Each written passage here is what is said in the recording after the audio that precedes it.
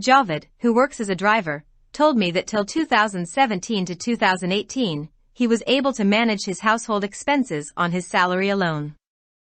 Since then, it has been impossible. He had to ask his son, who was in high school, to leave his studies and take up a job.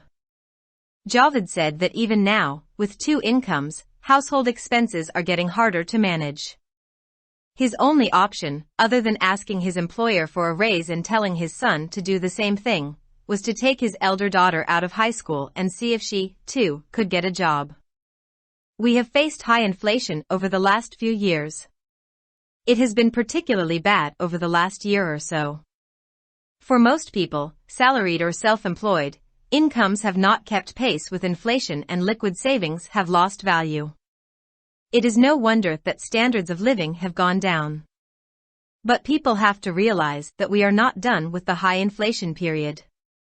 The worst is yet to come and might continue for a few years, if not longer. For people who cannot move out of the country, who don't have diverse income streams or foreign currency denominated income streams, and who don't possess savings in instruments that stay ahead of inflation, in gold or dollars, the tough times will get even tougher.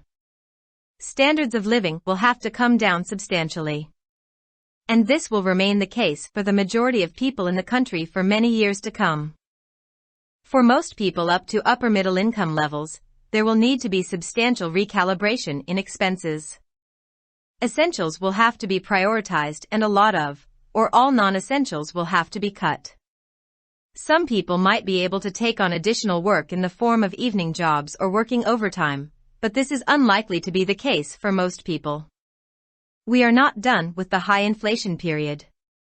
The worst is yet to come. But the real problem is that for most people, expenditures were already on essentials alone and there was not much slack available. Today, essentials will need to be cut as well.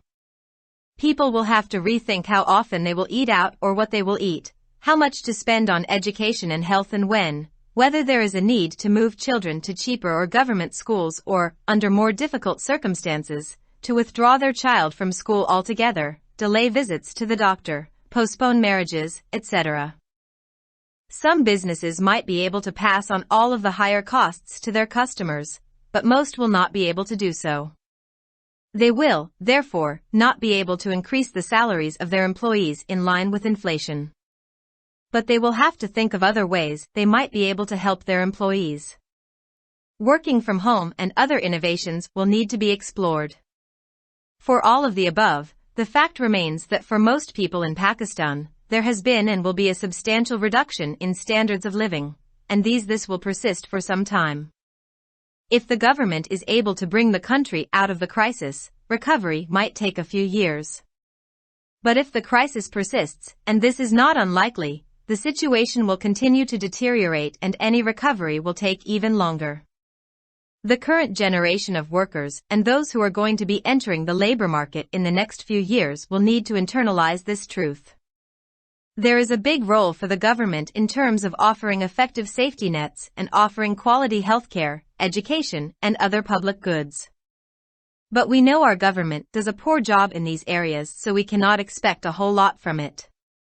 The best way, of course, would be for people to create more income streams, especially foreign currency denominated ones. But this is not easy. How many people will be able to leave Pakistan to work in the Middle East or elsewhere, or migrate to other countries? The numbers over the next few years will at best be a few million.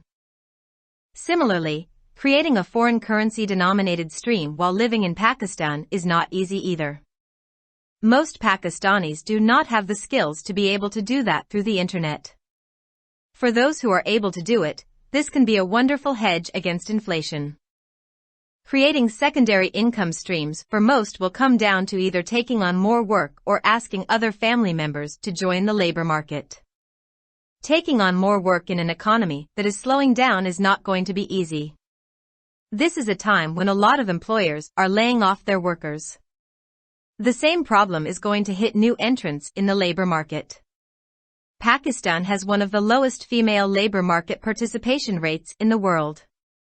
If households move to multiple earners per household, as long as it is not children being forced out of education and into the labor market, this might be good for the country. But the main hitch is going to be availability of work in a struggling economy. Real incomes have fallen drastically over the last few years, and the trends are going to continue for some years to come. People must realize their standards of living have declined and will decline further. With the same money they have been earning, they cannot maintain the lives they did some years back. The only way to maintain standards would be to have more income.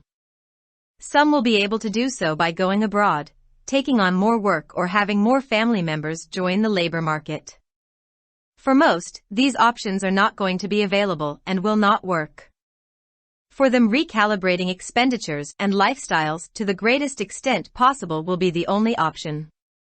The people of Pakistan will continue to pay a heavy price for the mess we are in. The writer is a senior research fellow at the Institute of Development and Economic Alternatives, and an associate professor of economics at LUMS.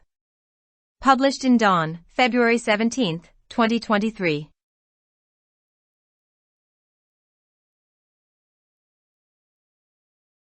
For more videos, subscribe our channel. Dawn Vocabulary. youtube.com/@dawnvocabulary.